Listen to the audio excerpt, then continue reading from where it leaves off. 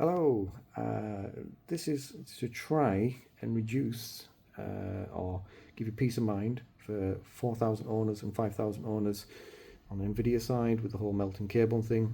I've been over this once before, but there was a recent Computex kind of meeting thing where they were showing off all the new stuff in Taiwan, and I think it was just worthwhile mentioning it again because some of the things that were on display there won't be out for a while. But this is something you can actually do if you have a motherboard that has an external temp sensor and you have AIDA 64, ideally a screen as well, a monitor on the thing. So basically what it is you need, try and grab it, one of the ribbon temp sensors. So it will plug into your motherboard, and it's the ribbon one. And the reason why it needs to be ribbon is because on the connector it has to slot in. I don't know if you can see that or not. It has to slot down there, so it's actually pressing against it. The other ones have got like the round bulbous end. You have to try and figure out a way to get that on there, but this is the one I recommend to use. You would need AIDA 64 software, hopefully a monitor as well, and like I say, the main thing is obviously your motherboard having the external temp sensor on it. This one, luckily enough, has two. It's the MSI Meg 670E X thing. Really good motherboard, never had a problem with it, so it's been great.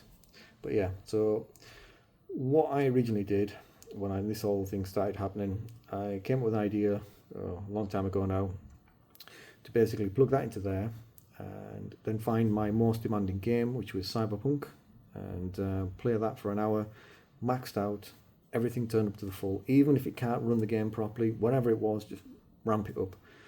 And it was pulling something about 420 watts, and I would basically play the game for about an hour, and then I'll come back and I would look at my AIDA 64, what it says for the temperature on there, and I think it hit 52 at one point, and that would be my baseline.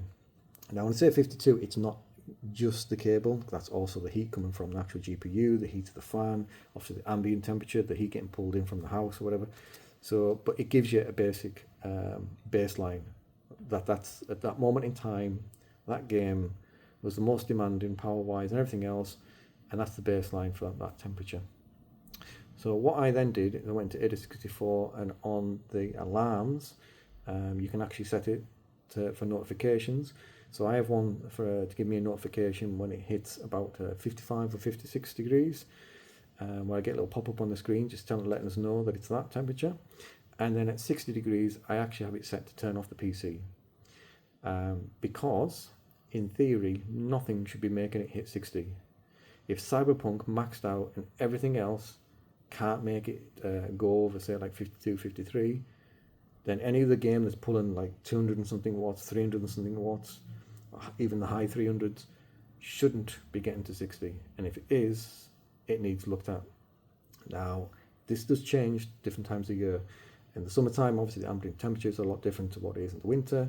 So now and again I do have to tweak it. At the most it's 3 times a year I change it, but it's normally twice a year I'll change it, just changing on depending on the season.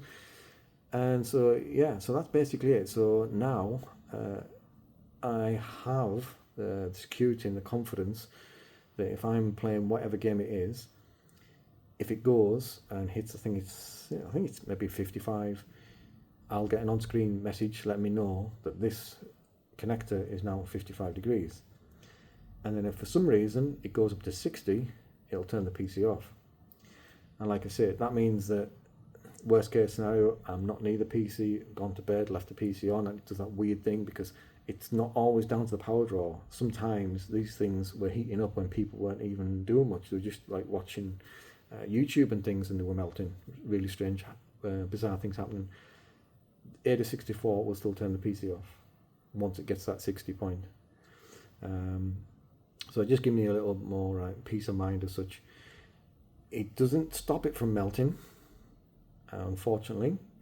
It just gives you a heads up that there's a problem, or I've got a cut off at 60 where it'll turn the PC off, and hopefully that's well in advance, because these things shouldn't really be melting until they get into like 18, 19, 100 and stuff like that before any kind of signs of anything should be happening.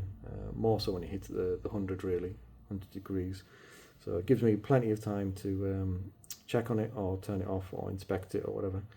But again, I've talked about this before and I've shown this off before, but like I say, it's just because it's kind of reared its head again with a few things that's going on. And like I say, if you've got a motherboard that has got the temp sensor and you can plug this in, you've got 8064, and if you have got a little monitor, it'd be big or small, just it's easier to check on the temperature. It's worthwhile doing. It just gives you a bit more peace of mind anyway. So if you've got it and you're not using it, you might as well. It could save you a lot of money in the long run as well. Anyway, bye.